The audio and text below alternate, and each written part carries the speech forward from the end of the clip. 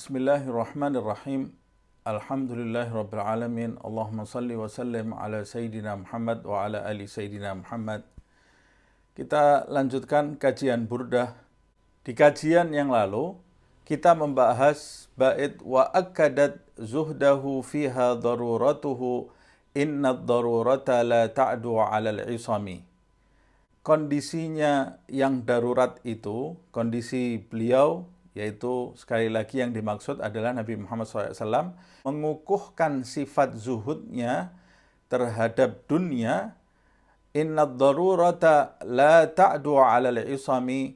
Sesungguhnya sifat darurat itu tidak bisa melampaui atau merusak kemaksuman yang ada pada diri Nabi Muhammad SAW, pada diri Nabi. Kita sudah membahas apa itu arti maksum di kajian yang lalu. Kemudian bait berikutnya, wa kaifa tad'u ila dunya daruratu man laulahu lam tukhrajid dunya minal adami. Dan bagaimana mungkin kondisi darurat itu dapat mengajaknya kepada dunia, yaitu mengajak beliau yang jika bukan karenanya dunia tak dimunculkan dari ketiadaan. Dalam bait ini dijelaskan bahwa dunia itu tercipta dari beliau, yaitu Nabi Muhammad SAW. Jika dunia itu tercipta dari beliau SAW, lalu bagaimana beliau menjadi tergoda dengan dunia yang tercipta karenanya?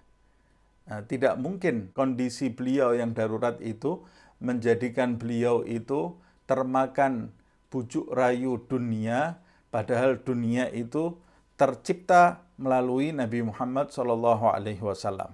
Nah, dalam bait ini disebutkan wa kaifa tad'u, bagaimana bisa mengajaknya kepada dunia, yaitu yang dimaksud tad'u ila dunya, mengajaknya kepada dunia, yaitu yang dimaksud dunia dan kenikmatannya.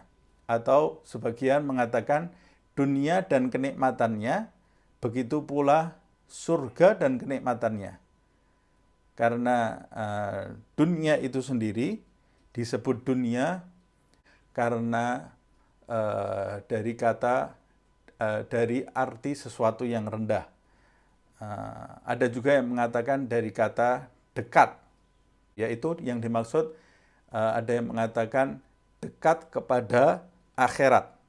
Dunia itu dekat kepada akhirat. Ada juga yang mengatakan dunia itu dekat kepada keinginan-keinginan hawa nafsu. Sebagian mengatakan dunia itu berarti rendah, sesuatu yang rendah. Nah, dunia dan kenikmatannya dan begitu pula surga dan kenikmatannya tidak dapat mempengaruhi kondisi darurat Nabi Muhammad SAW. Nabi Muhammad SAW tidak mungkin berpaling kepada kenikmatan-kenikmatan dunia dan kenikmatan, bahkan juga kenikmatan surga. Di dalam hadis qudsi disebutkan, ad-dunya haramun ala ahli al-akhirah wal akhirah haramun ala ahli dunya wa kilahuma haramun ala ahlillahi ta'ala. Dunia itu diharamkan bagi mereka yang menginginkan akhirat, dan akhirat itu diharamkan bagi mereka yang menginginkan dunia, dan dunia juga akhirat diharamkan bagi mereka yang menginginkan Allah Subhanahu wa ta'ala. Yang dimaksud akhirat di sini tentu saja adalah surga. Begitu pula disebutkan di dalam riwayat Rasulullah SAW bersabda, man ahabba dunyahu adarra bi akhiratihi wa man ahabba akhiratahu adarra bi dunyah fa'athiru ma yabqa ala ma yafna. Nabi juga menjelaskan di dalam hadis, siapa yang menginginkan dunia, mencintai dunia, maka keinginannya terhadap dunia itu berdampak kepada akhiratnya. Dan siapa yang menginginkan juga mencintai akhirat, maka keinginannya terhadap akhirat itu pasti juga akan berdampak kepada dunianya. Sebab siapa yang menginginkan akhirat, siapa yang menginginkan dunia, pasti dia akan mementingkan dunia daripada akhirat. Orang yang jatuh cinta kepada dunia pasti akan lalai terhadap amal taat yang merupakan bekal bagi dirinya menuju ke negeri akhirat. Dan siapa yang menginginkan akhirat pasti akan mengorbankan dunianya untuk sedekah, untuk hal-hal lainnya, karena dia akan mengorbankan dunianya untuk kepentingan akhirat, dijadikan dunia ini sebagai alat bekal untuk ke negeri akhirat.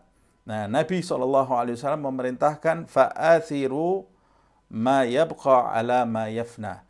Maka pentingkanlah sesuatu yang kekal daripada sesuatu yang fana. Tentu saja sesuatu yang kekal yang dimaksud Nabi adalah kepentingan akhirat. Sedangkan dunia itu sesuatu yang fana. Nabi sedang mengajarkan kepada kita, orang yang berakal pasti akan mengejar sesuatu yang abadi dan meninggalkan yang fana. Jadi yang dimaksud dunia ini bisa bermacam-macam. Dunia itu bisa berarti dar, negeri di mana kita saat ini tinggal sebelum kita nanti menuju ke negeri akhirat. Bisa juga yang dimaksud dunia di sini adalah segala perhiasannya dan rintangan-rintangan yang terdapat di dalamnya. Bisa juga yang dimaksud dunia itu adalah segala sesuatu yang menyibukkan seseorang dari mendekat kepada Allah Subhanahu wa ta'ala.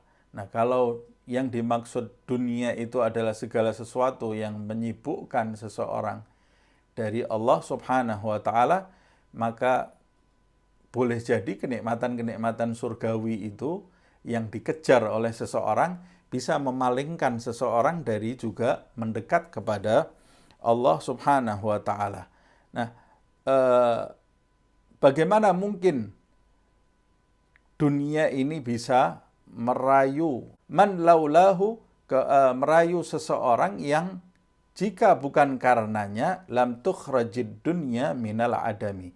Dunia ini tidak akan dimunculkan dari ketiadaan. Maksudnya tidak akan diciptakan jika bukan karena orang tersebut, yaitu Nabi Muhammad SAW.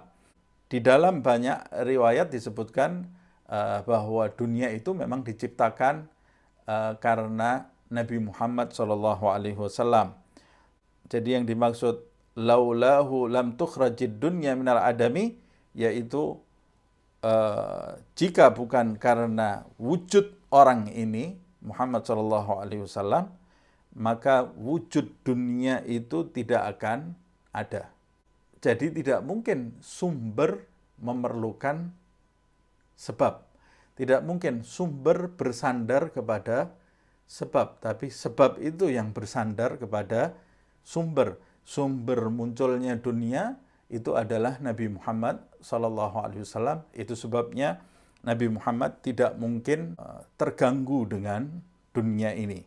Dalam hadis yang diriwayatkan oleh Baihaqi disebutkan saat Adam alaihissalam berbuat kesalahan, kemudian dia memohon ampun kepada Allah Subhanahu wa ta'ala, bertawassul dengan nama Nabi Muhammad SAW. Kemudian Allah Subhanahu wa ta'ala berfirman kepada Adam, sa'altani bihaqqihi an aghfiru laka walaulahu ma khalaqtuka. Engkau meminta kepadaku, wahai Adam, demi kedudukan Muhammad SAW, agar aku mengampunimu, dan jika bukan karenanya, karena Muhammad SAW, ma khalaqtuka, maka aku tidak akan menciptakanmu. Padahal Adam itu adalah Abul Bashar. Adam itu adalah bapak semua manusia, tapi Adam itu tercipta karena Nabi Muhammad SAW. Itu sebabnya ketika Adam itu diciptakan pertama kali, dia membuka matanya, dia melihat di bawah arsy Allah sudah tertulis nama Muhammad SAW, la ilaha illallah Muhammadun Rasulullah. Kemudian dalam hadits qudsi juga disebutkan, laulaka lama khalaqtul aflak. Kalau bukan karenamu, hai Muhammad SAW, maka aku Allah Subhanahu wa taala tidak akan menciptakan al-aflak, tidak akan menciptakan semesta ini, tidak akan menciptakan alam ini. Alam ini diciptakan karena Nabi Muhammad SAW. Lalu bagaimana Nabi Muhammad digoda oleh alam? Lalu bagaimana Nabi Muhammad itu bisa dirayu, dibujuk oleh keindahan alam ini? Itu adalah sesuatu yang mustahil. Lalu bait berikutnya, Muhammadun sayyidul kaunaini wathaqalaini wal fariqaini min urbin wa min ajami. Muhammad adalah pemimpin dua alam dan dua golongan ats-tsaqalain, serta pemimpin dua kelompok fariqain, yaitu min urbin wa min ajami, kelompok dari bangsa Arab dan bangsa Ajam. Bangsa Ajam maksudnya non-Arab. Nah, dari bait pertama hingga saat ini baru muncul nama yang selama ini menggunakan kata ganti ketiga. Dia, dia, dia. Siapa dia yang disebut-sebut dalam bait ini? Begitu juga di dalam pasal ini di bait pertama yang mengganjal perutnya dengan batu, yang berdiri menghidupkan kegelapan malam, kemudian yang didatangi oleh segunung emas merayu agar dimiliki oleh orang ini. Kemudian siapakah dia yang maksum, tidak mungkin terganggu oleh bujuk rayu dunia, dan siapakah dia yang karenanya dunia itu diciptakan? Baru muncul di bait ini Muhammadun, yaitu huwa Muhammad. Dia adalah Muhammad. Dia yang disebut-sebut di dalam bait sebelumnya itu adalah Muhammad sallallahu alaihi wasallam. Nah, dia dinamakan Muhammad karena dia adalah orang yang banyak memuji Allah Subhanahu wa taala, dan dia adalah makhluk yang terpuji fisik dan hatinya, lahir dan batinnya, kehidupannya, semua dari ujung rambut sampai kakinya, dan sejak dia lahir sampai dia wafat dan seterusnya, segala ucapannya, segala perbuatannya adalah sesuatu yang terpuji, maka dia disebut dengan Muhammad. Disebut dengan Muhammad, yang sebelumnya disebutkan tidak ada seorang anak pun di bangsa Arab itu yang dinamai dengan nama Muhammad, sampai ketika dekat kelahiran Nabi Muhammad SAW, karena mereka mendengar kabar bahwa Nabi terakhir itu nanti akan muncul dari bangsa Arab. Tersiar kabar desas-desus bahwa Nabi yang terakhir itu nanti akan muncul dari kelompok mereka. Beberapa orang menamai anaknya dengan nama Muhammad, tapi takdir Allah Subhanahu wa taala, munculnya Muhammad yang dinanti-nanti itu lahir dari benih Abdullah dan terangkum dalam rahim Aminah. Terangkum dalam rahim Aminah. Nah, Muhammad ini yang disebut sejak awal, dia itu adalah Sayyidul Kaunain. Dia adalah pemimpin dua alam, yaitu dia yang paling tinggi kedudukannya di dua alam. Yang dimaksud dua alam ini bisa berarti dunia dan akhirat, bisa juga berarti alam materi dan alam gaib. Penguasanya adalah Nabi Muhammad SAW. Dia yang paling tinggi kedudukannya di antara seluruh makhluk di dua alam ini, dan dia yang menguasai dua alam ini atas izin dari Allah Subhanahu wa taala, karena Nabi Muhammad SAW itu adalah ciptaan Allah Subhanahu wa taala yang paling sempurna di antara seluruh ciptaannya, yang dibanggakan oleh Allah Subhanahu wa taala di dalam banyak ayat suci Al-Qur'an, dan menunjukkan manifestasi Tuhan itu paling sempurna pada diri Nabi Muhammad sallallahu alaihi wasallam, Seperti yang disebutkan di dalam ayat, Qul law kana al-bahru midadan li kalimati rabbi lanafidal bahru qabla an tanfada kalimatu rabbi walau ji'na bimithlihi madada. Katakan, hai Muhammad SAW, andai kata lautan itu menjadi tinta untuk menulis kalimat Tuhanku, maka akan lenyap, habislah samudera lautan itu sebelum tuntas tertulis kalimat Tuhanku itu, walau ji'na bimithlihi madada, walaupun kami datangkan tinta yang semisal itu berkali-kali, tidak akan selesai. Kalimat Tuhan ditulis melalui tinta yang sejumlah lautan yang diciptakan berkali-kali. Siapa kalimat Tuhan di sini? Kalimat Tuhan di sini sebagian ulama mengatakan kalimat Tuhan itu adalah Nabi Muhammad SAW. Kalau yang dimaksud kalimat itu adalah sifat-sifat Tuhan, kebesaran Tuhan, maka ini penafsiran yang kurang tepat. Sebab sifat-sifat Tuhan dan kebesaran Tuhan itu tidak mungkin habis. Tidak mungkin habis. Sedangkan di dalam ayat ini disebutkan qabla an tanfada kalimatu rabbi. Sebelum habis kalimat Tuhanku, tinta itu akan habis terlebih dahulu.